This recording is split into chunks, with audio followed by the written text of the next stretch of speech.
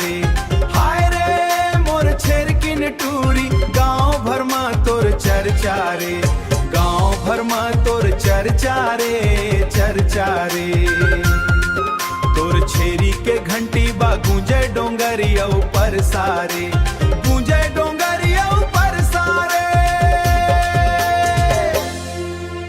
भोर बिहान चरई बर जाथे, भोर बिहान चरई बर जाथे, हरियर दुबला खाथे रे, हरियर दुबला खाथे रे, वास खाथे रे।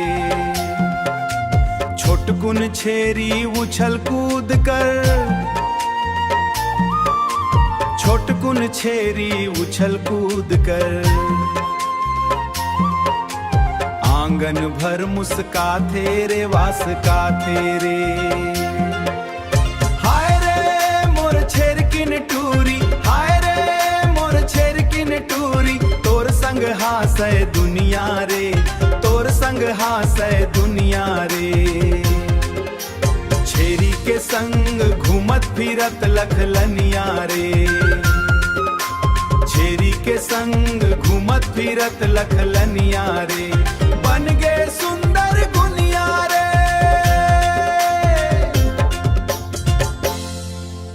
नदी किनारे छाँव में बैठ के